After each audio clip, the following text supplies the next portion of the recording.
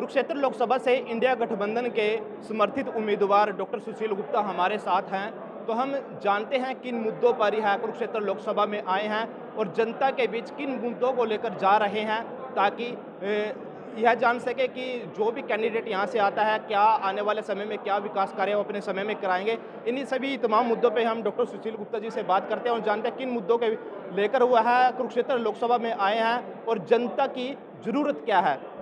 सबसे पहले गुप्ता साहब, आपका ईटीवी भारत पे स्वागत है। गुप्ता जी, क्या कहेंगे किन मुद्दों को लेकर चुनाव लड़ रहे हैं कुरुक्षेत्र लोकसभा से? कुरुक्षेत्र के अंदर सारी सड़कें टूटी हुई है। जब गीता जयंती होती है तो सारा कुरुक्षेत्र जाम हो जाता है। आज तक रिंग रोड नहीं बना। पेहवा से लेके यमुनानगर तक जो नेशनल हाईवे सिंगल लाइन का है वो 4 लाइन का कम से कम बनना चाहिए। लाडवा जैसे बड़े शहर जितने भी हैं उनके बाईपास बनने चाहिए। कैथल की बात करूं, मैं पुंडरी की बात करूं, कलायत की बात करूं, शाहबाद की बात करूं, पेवा की बात करूं, गुलाचिका की बात करूं, लाडवा की बात करूं, रादौर की बात करूं, थानेसर की बात करूं, सब जगह परेशानियों का अंबार लगा हुआ है। नशा बहुत बढ़ गया है, युवकों को रोजगार मिल नहीं रहा। पूरे कुरुक्षेत्र जिले के अंदर एक भी सरकारी कॉलेज नहीं है बच्चों के लिए। लड़कों का एक भी सरकारी कॉलेज यहाँ पे नहीं है। आज बेरोजगारी चरम सीमा पे है। बच्चे अपनी ज़मीन बेच बेच के अब विदेश की तरफ रास्ता कर रहे हैं। चारों तरफ एक परेशानी है। किसानों के साथ ये सरकार दुश्मनी निभा रही है। इस प्रदेश की महिलाएं कानून व्यवस्था खराब होने के कारण सुरक्षित नहीं है। तो भारतीय जनता पार्टी केवल जाति और धर्म पे चुनाव लड़ रही है। काम की बात करें तो स्कूल अच्छे नहीं है, बिजली पानी नहीं है, हॉस्पिटल अच्छे नहीं है, रोजगार की मैंने बात आपको बताई दी। तो अनेकों समस्याएं हैं। गुप्ता जी, अगर बात करें, अंतर्राष्ट्रीय गीता महोत्सव का आयोजन किया जाता है।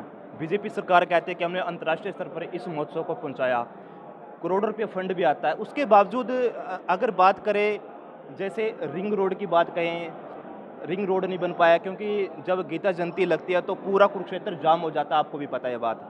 दूसरी बात, अंतर्राष्ट्रीय स्तर पर दर्शाने के लिए बात कही जाती है, लेकिन सड़कें टूटी हुई पड़ी हैं, कोई एक प्लान तैयार नहीं है बीजेपी के पास, तो उसके ऊपर क्या कहेंगे? अंतर्राष्ट्रीय नाम है, पूरे देशों से कोई आता नहीं है यहाँ पे। जब सृष्टि की शुरुआत हुई थी तो सरोवर वर्मा जी ने बनाया था, कोई ख्याल नहीं है। गीता का उपदेश भगवान श्री कृष्ण ने कुरुक्षेत्र के अंदर दिया था, इनका कोई ख्याल नहीं है। ये केवल सत्ता पाने के लिए चुनाव लड़ते हैं। यहाँ के सांसद नायब सिंह का लोगों ने नाम गायब सिंह रख दिया। अब 10 साल से नवीन जिंदल का किसी के पास फ़ोन नंबर नहीं था। लोगों की शादी में नहीं आया, बाढ़ में नहीं आया, कोरोना में नहीं आया, किसी के मरने में नहीं आया। अब वो चुनाव लड़ते हैं। देश के प्रधानमंत्री उनके ऊपर 1,86,000 करोड़ रुपए कोयला चोरी का आरोप लगाते हैं, इसी कुरुक्षेत्र में आके लगाते हैं। अब बीजेपी वाले पूछ रहे हैं हम कोयले से कोहिनूर कैसे बनाए, चोर से सिपाही कैसे बनाए। ये बड़ी समस्याएं हैं। गुप्ता जी, अगर बात करें, नवीन जिंदल पहले कांग्रेस में थे, अब बीजेपी में जा चुके हैं और आप लोगों का इंडिया गठबंधन है, तो कांग्रेस के साथ आपका गठबंधन है, तो क्या लगता है क्या कांग्रेस की वोट पे भी सेंध लगा पाएंगे नवीन जिंदल? एक भी कांग्रेसी उनके साथ नहीं जा रहा है। भारतीय जनता पार्टी के लोग भी उनके साथ नहीं जा रहे हैं, क्योंकि लोग कहते हैं उनको ढूंढेंगे कहाँ, वो तो विदेश में ही रहते हैं। सांसद ऐसा चाहिए जो जनता के बीच में रहे, जनता के बीच में रह के जनता का काम करे। मजबूर सांसद ना हो, मजबूत सांसद हो, जो देश की सबसे बड़ी पंचायत लोकसभा के अंदर मजबूती से लोगों का पक्ष रख सके।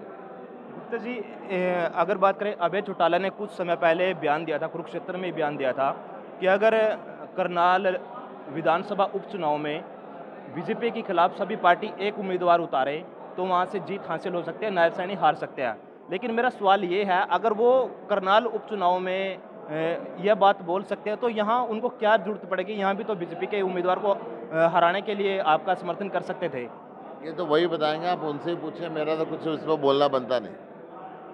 गुप्ता जी, एक अंतिम सवाल है, जैसे लोकसभा चुनाव नज़दीक आ रहे हैं तो बीजेपी का विरोध हो रहा है, बीजेपी के जो नेता हैं या जेजेपी पार्टी है, लेकिन किसान संगठन का कहना है कि हमारी तरफ से किसानों को यह नहीं बोला गया कि उनका विरोध करें, तो उसके बारे में क्या कहेंगे?